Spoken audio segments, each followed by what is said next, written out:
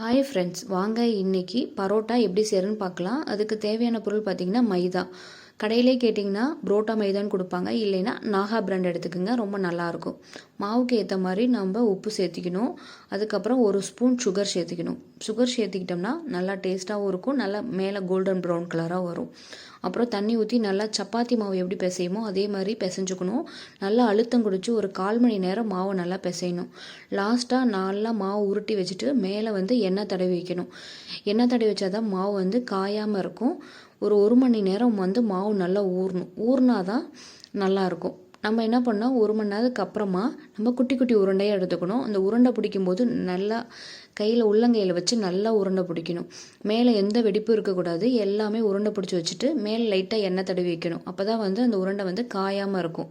அதனால் எல்லாத்து மேலேயும் நல்லா எண்ணெய் தடவி வைங்க. அதுக்கப்புறமா நம்ம உள்ளங்கையில் நல்லா ப்ரெஸ் பண்ணி ஒரு சின்ன சப்பாத்தி சைஸ் எப்படி இது பண்ணுவோமோ அந்த சைஸுக்கு இது பண்ணிக்கலாம். இல்லைனா நீங்கள் சப்பாத்தி கட்டையிலையும் தேய்ச்சி எடுத்துக்கலாம். எல்லாத்தையும் தேய்ச்சி எடுத்துட்டு மாவு சப்பாத்தி கட்டையில் நல்லா ரவுண்ட் ஷேப்பில் தேய்க்கணும். நல்லா நீளமாக எந்த அளவுக்கு உங்களால் ரவுண்டாக தேய்க்க முடியுமோ அந்த அளவுக்கு நல்லா மெல்லிசாக தேய்ச்சிக்கணும். இல்லை அப்படின்னா ரைட் ஹேண்ட் இருக்குல்ல, அதை மேலேயோ லெஃப்ட் ஹேண்ட் அடியிலையும் வச்சு புரோட்டாவை அப்படியே சுற்றி சுற்றி அடிச்சுக்கிட்டே வரணும். அடிச்சிங்கன்னா நல்லா பெருசாக வரும். அந்த அளவுக்கு எந்த அளவுக்கு அடிக்கிறீங்களோ அந்த அளவுக்கு புரோட்டாவும் மெல்லிசாக வரும். லைட்டாக எண்ணெய் தடவிட்டு நம்ம புரோட்டாவை மடித்து போட்டும் செய்யலாம். இல்லை அப்படின்னா ஒரு சைடு கார்னர் மட்டும் மேலே தூக்குனிங்கன்னா அப்படியே ரவுண்ட் ஷேப்பில் சுற்றியும் வைக்கலாம்.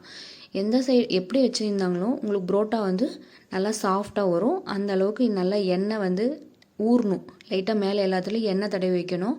அப்போ தான் காயாமல் நல்லாயிருக்கும் புரோட்டா.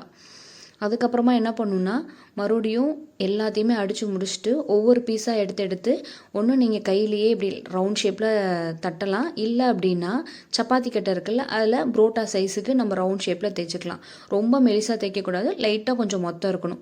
தோசைக்கல்லில் போட்டு எடுக்கணும். போட்டு எடுத்துட்டு 2 சைடும் திருப்பி போடும்போது எண்ணெய் ஊற்றணும். திருப்பி போட்டுட்டு அதுக்கப்புறம் நல்லா கை சூடு பொறுக்கவே நம்ம நல்லா அடிக்கணும். உங்களால் அடிக்க முடியல அப்படின்னா லைட்டாக சப்பாத்தி கட்டையில் வச்சு லைட்டாக ஒரு அடி அடிச்சிங்கன்னா போதும். உங்களுக்கு இந்த சேனல் பிடிச்சிருந்தா லைக் பண்ணுங்கள் அண்ட் சப்ஸ்கிரைப் பண்ணுங்கள்.